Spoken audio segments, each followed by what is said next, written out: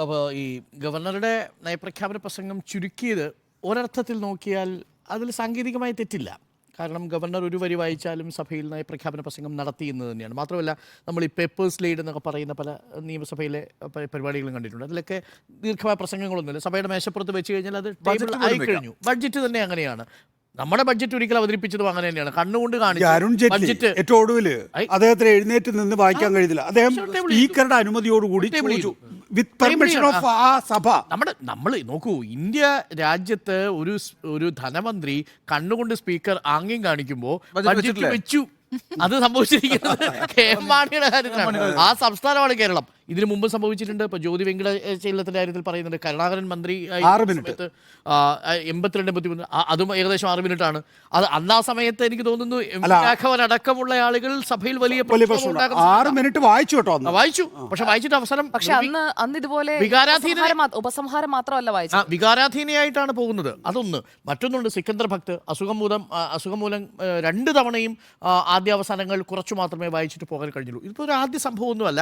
പക്ഷേ ഇവിടെ പ്രതിഷേധമുണ്ടായിരുന്നു. ആ പ്രതിഷേധമാണ് ഇതിനകത്ത് എന്ത് അസുഖമുണ്ടെങ്കിലും മൈ ഗവൺമെന്റ് എന്നൊരു സ്റ്റേറ്റ്മെന്റ് ഉണ്ട്. ഒരൊറ്റ സെന്റൻസ്. അതായത് MP രാജേഷ് സ്പീക്കർ ആയിരിക്കുന്ന സമയത്ത് ഇതേ ഗവർണർ തന്നെ ഇതാണോ എനിക്ക് വിയോജിപ്പുണ്ട് അല്ല പറഞ്ഞു മാത്രമല്ല സ്കിപ്പ് ചെയ്യാമോ എന്ന് ചോദിച്ചു. സ്കിപ്പ് ചെയ്യാമെന്ന് പറഞ്ഞു.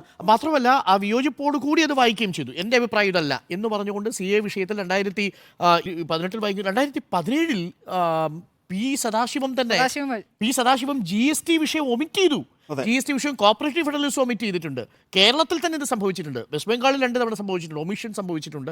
അതെല്ലാം പ്രതിഷേധവുമായിട്ട് ബന്ധപ്പെട്ടാണ്. അന്ന് 2 തവണ സംഭവിച്ചത് കോൺഗ്രസ് സർക്കാരിൻ്റെ നിർദ്ദേശത്തെ തുടർന്നാണ് അന്നത്തെ ഗവർണർമാർ അക്കാര്യം ചെയ്തത്. 2 തവണ വെസ്റ്റ് ബംഗാളിലും 1 തവണ ത്രിപുരയിലും ഇത് സംഭവിച്ചിട്ടുണ്ട് എന്നുള്ളതാണ്. കേരളത്തിൽ അപ്പോൾ അത് ഇന്ത്യ രാജ്യത്ത് അത്ര അസാധാരണമായൊരു നീക്കമല്ല എന്നതാണ് ഞാൻ മനസ്സിലാക്കുന്നത്. മാത്രമല്ല ഗവർണറൊക്കെ നയപ്രഖ്യാപന പ്രസംഗം ഇങ്ങനെ വായിച്ചാൽ മതി എന്നൊരു അഭിപ്രായക്കാരനാണ് ഞാൻ.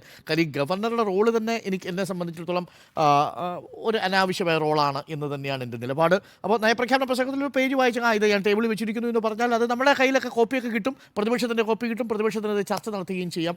ഒരു ആലങ്കാരികമായ പരിപാടിയാണ്. ആ മൈ ഗവൺമെൻറ് എന്ന് പറയാതിരുന്നത് പ്രതിഷേധമാണ്. ബാക്കി അസുഖങ്ങളൊക്കെ ഉണ്ടെങ്കിൽ പോലും. കാര്യം അങ്ങനെയാണല്ലോ, എൻ്റെ ഗവൺമെൻറ് എന്ന് പറഞ്ഞുകൊണ്ടാണ് ഇപ്പോൾ നയപ്രഖ്യാപന പ്രസംഗം നടത്തുക. ആ വാക്ക് കണ്ടില്ല. ഞാനതാണ് കൗതുകപൂർവ്വം നോക്കിയത്. ഒരിടത്തു പോലും തുടക്കത്തിൽ മൈ ഗവൺമെൻറ്റിൻ്റെ നയപ്രഖ്യാപനം ഞാനിതാ അല്ലെങ്കിൽ ഞാൻ അവതരിപ്പിക്കാൻ പോകുന്നത് എനിക്ക് അഭിമാനാർഹമായ കാര്യമാണെന്നാണ് തുടങ്ങേണ്ടത്. പക്ഷേ മൈ ഗവൺമെന്റ് എന്നുള്ളത് അദ്ദേഹം ഒമിറ്റ് ചെയ്തു. അത് പ്രതിഷേധ സൂചനയുമായി.